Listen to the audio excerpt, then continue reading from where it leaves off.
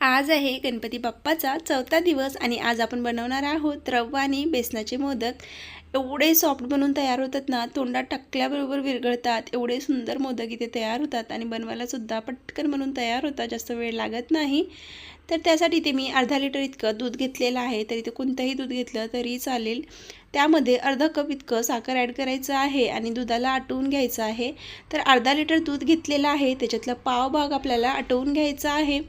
तर बघा मी ते कंटिन्यूअसली याला मिक्स करून घेत आहे। जोपर्यंत साखर विरघळत नाही तोपर्यंत याला मिक्स करून घेऊया आणि त्यानंतर याला दुसऱ्या गॅसवर ठेवून त्याला आटवून घ्यायचं आहे। आणि जोपर्यंत आपला दूध आटून तयार होतो तोपर्यंत लगेच आपण बाकीचे सुद्धा जे आपल्याला बेसन रवा भाजायचे ते भाजून घेऊया। तर मी दूध तर दुसऱ्या गॅसवर ठेवलेलंच आहे आटवण्यासाठी। तोपर्यंत आपण इकडे रवा बेसन आणि ड्रायफ्रूट्स भाजून घेऊया।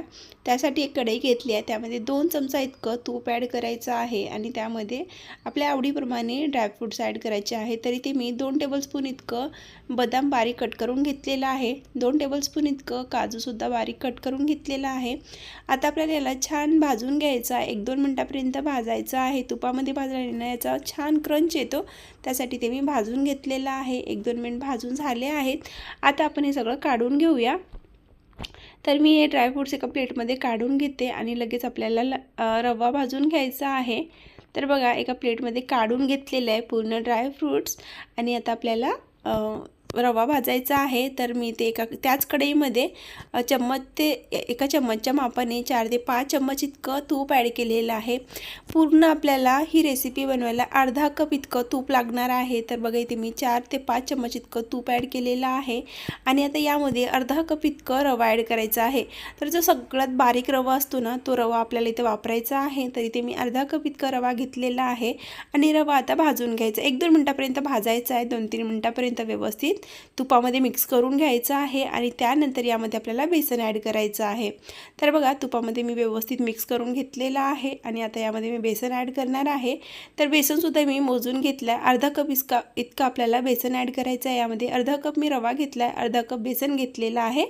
तर बेसन ॲड केल्यानंतर आता जोपर्यंत आपला हा रवा आणि बेसनाचा कलर चेंज होत नाही तोपर्यंत आपल्याला भाजायचा आहे। ज्या वेळेला आपण बेसन भाजतो ना, त्यावेळेला घरभर सुगंध सुटतो, मस्त असा खमंग वास येतो। त्यावेळेला गॅस बंद करायचा आहे आणि तोपर्यंत आपल्याला हे भाजून घ्यायचं आहे। तर बघा कंटिन्यू आपल्याला चालवत राहायचं आहे, गॅसची फ्लेम एकदम कमी करायची आहे, कमी गॅसवर आपल्याला हे भाजून घ्यायचं आहे। आणि ते आपला रवा भाजून झालेला आहे, रवा आणि बेसन भाजून तयार झाला आहे आणि तिकडे आपलं दूधसुद्धा बॉईल झालं आहे, आटून तयार झालेलं आहे। बघा पावभाग आटलेला आहे आणि एक पावभर इतकं दूध राहिलेलं आहे। आता काय करायचं, थोडं थोडं दूध ॲड करायचं आपल्याला यामध्ये, एकाच वेळेला भरपूर दूध ॲड करायचं नाही, पूर्ण थोडं थोडं करून 2-3 बॅचमध्ये आपल्याला इथं दूध ॲड करून घ्यायचं आहे। कधी कधी जास्त लागू शकतो, कधी कमी होऊ शकतो, त्यासाठी ना आपण थोडंसं इथं व्यवस्थित थोडं थोडं करून आपल्याला दूध ॲड करायचं आहे। तर थोडंसं दूध ॲड करून घेतलेलं आहे, व्यवस्थित मिक्स केलं आहे। आता परत थोडंसं ॲड करते, व्यवस्थित मिक्स करून घेते, म्हणजे आपला हा जो बॅटर आहे ना, जसा आपला हा शिरा आहे ना, तो पातळ झाला नाही पाहिजे, म्हणून मी थोडं थोडं करून ॲड करत आहे। म्हणजे आपल्याला छान स्मूथ असा जसा शिरा बनवतो तसा शिरा आपल्याला इथं बनवून घ्यायचा आहे। तर बघा इथे मी थोडं थोडं करून 2-3 बॅचमध्ये पूर्ण दूध इथे ॲड करून घेतलेलं आहे आणि परफेक्ट मेजरमेंट आहे बघा, जास्तही झालं नाही आणि कमीसुद्धा पडलेलं नाही आहे, एकदम परफेक्ट झालेलं आहे। आता व्यवस्थित त्याला मिक्स करून घेऊया आणि एक सॉफ्ट असा आपला शिरा तयार करतो ना, तसा इथे शिरा तयार करून घ्यायचा आहे। तर बघा व्यवस्थित मिक्स करून घेतलेला आहे। तुम्ही या सेम पद्धतीने ना रवा आणि बेसनाचे लाडू करून घेऊ शकता, फक्त यामध्ये दूध ॲड करण्याऐवजी थोडंसं एक तारी पाक बनवून ॲड करू शकता आणि मस्तपैकी आपले रवा आणि बेसनाचे लाडू तयार होतात। सेम पद्धत आहे, बाकी काही नाही आहे। येथे मी मोदक बनवणार आहे, दूध ॲड करून स्मूथ असे मलाईसारखे, आणि तिथे आपल्याला लाडू करायचा आहे। तर बघा मी व्यवस्थित इथे मिक्स करून घेतलेलं आहे आणि आता त्यामध्ये ना आपण जे भाजून घेतलेले ड्रायफ्रूट्स होते ते ॲड करून घ्यायचे आहेत।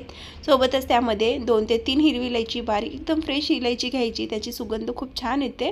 तर ती मी कुटून घेतलेली आहे आणि तीसुद्धा इथे ॲड करून घ्यायची आहे। आता परत एकदा व्यवस्थित मिक्स करून घेऊया आणि हे बघा किती सॉफ्ट असा आपला इथे शिरा तयार झालेला आहे। तुम्ही असंही देवाला दाखवू शकता नैवेद्य, पण मी मोदक बनवून दाखवणार आहे। तर व्यवस्थित मिक्स करून झाला आहे, आता आपल्याला एका प्लेटमध्ये काढून घ्यायचं आहे आणि थंड करून घ्यायचं आहे। तर यामध्ये ना मी 2 ते 3 ड्रॉप इतकं येलो फूड कलर ॲड केलेला आहे, ऑप्शनल आहे, मी छान दिसावं कलर यावं म्हणून ॲड केलं होतं, पण काही व्यवस्थित कलर आलं नाही। तर तुम्हाला आवडत असेल तर ॲड करा, नसेल आवडत तर नका करू. असंही खूप सुंदर दिसतात. आणि व्यवस्थित आता आपल्याला याला मिक्स करून घ्यायचं आहे. बघा इथे मिक्स करून झाल्यानंतर आता लगेच मी एका प्लेटमध्ये काढून घेणार आहे. आणि ना मी थोडंसं फूड कलर इथे कमी पण ॲड केलेलं होतं आणि वरून ते मिक्स पण होत नव्हतं, त्यासाठी इथे नाही केलं फूड कलर ॲड तरीही चालेल. तर बघा व्यवस्थित मिक्स करून घेतलेलं आहे आणि लगेच आता मी प्लेटमध्ये काढून घेते. आणि प्लेटमध्ये काढून घेतल्यानंतर ना थोडा वेळ थंड होऊ द्यायचा आहे. थंड झाल्यानंतर आपल्याला थोडंसं स्पॅच्युलाने त्याला मॅश करून घ्यायचं आहे आणि त्यानंतर आपल्याला त्याला हाताने व्यवस्थित सॉफ्ट करून घ्यायचं आहे मळून. तर थोडंसं मी ते सॉफ्ट करण्याचा प्रयत्न करत आहे. व्यवस्थित थंड झालं पाहिजे लवकर, पण थोडंसं स्प्रेड करून ठेवते म्हणजे लवकर थंड होईल आणि त्यानंतर लगेच आपण मोदक तयार करून घेणार आहोत. बारीक कट करून घेतलेले 2 टेबलस्पून इतकं पिस्ताचिओ ॲड करायचं आहे आणि त्यामध्येच आपल्याला 2 मोठे चमचे भरून तूपसुद्धा ॲड करायचं आहे. तूप जेव्हा आपण वरून ॲड करतो ना तेव्हा त्याला खूप छान अशी चकाकी येते, खूप सुंदर दिसतात, म्हणून मी वरून थोडंसं तूप ॲड केलेलं आहे. आणि आता आपल्याला हाताने याला सॉफ्ट करून घ्यायचं आहे. आता थंड झालेला आहे पूर्ण आपला जो हा मिश्रण आहे, छान थंड झाला आहे. आता आपण हाताने याला सॉफ्ट करून घेऊया म्हणजे आपले मोदकसुद्धा खूप सुंदर असा आकार घेतील. तर बघा व्यवस्थित इथे हाताने मी सॉफ्ट करून घेतलेला आहे आणि आता लगेच मोदकसुद्धा बनवून घेणार आहोत. तर माझ्याकडे मोदक बनवण्याचा मोल्ड आहे, तर मी मोल्डमध्ये बनवून घेणार आहे. जर तुमच्याकडे अवेलेबल असेल तर बनवून घ्या, नाहीतर हाताने बनवून घ्या व्यवस्थित, किंवा तुम्ही याचे लाडूसुद्धा बनवून गणपती बाप्पाला नैवेद्य दाखवू शकता. तर बघा अशा प्रकारे आपल्याला व्यवस्थित दोन्ही साईडने भरून घ्यायचं आहे आणि त्यानंतर त्याला लॉक करायचं आहे आणि जे एक्स्ट्राचं निघत आहे ते बाजूला काढून घ्यायचं आहे. व्यवस्थित प्रेस करायचं आहे त्यावर आणि आपला सुंदर असा मोदक इथे बनवून तयार झालेला आहे गणपती बाप्पाच्या आवडीचा. तर बघा अशीच करून आपल्याला सगळे मोदक तयार करून घ्यायचे आहेत. खूप सोपी आहे ना रेसिपी. तर बघा एक मोदक आपला तयार झालेला आहे. आता लगेच मी तुम्हाला दुसरा मोदकसुद्धा भरून दाखवणार आहे त्याच पद्धतीने. तर बघा किती छान दिसत आहे ना मोदक, तसंच आपण दुसरा भरून घेऊया. तर आता बघा अशाच प्रकारे मी सेम काय करायचं, थोडेसे जे ड्रायफ्रूट्सचे आहेत ना ते थोडंसं खालच्या बाजूने टाकायचं म्हणजे छान दिसतात ते नंतर. आणि त्याच्यावरून आपल्याला असं सारण भरून घ्यायचं आहे सगळं आणि दोन्ही बाजूनी भरायचं आहे. तर बघा छान दोन्ही बाजूनी भरून घेतले. आता लॉक करते, एक्स्ट्राचा जो आहे तो बाहेर काढून घेते अशा प्रकारे आणि आपला इथे दुसरा मोदकसुद्धा बनवून तयार झालेला आहे. बघा आहे की नाही एकदम सुंदर असा मोदक, कळीदार आणि दिसायलासुद्धा सुंदर, बनवायलासुद्धा सोपी रेसिपी आहे, हेल्दी आहे आणि बाप्पाला तर तुम्ही काही नैवेद्य म्हणून चढवा, बाप्पाला तर काहीही आवडतो, बाप्पा तर प्रसन्नच होतात आपल्या जे आपण दाखवतो त्याच्यावर.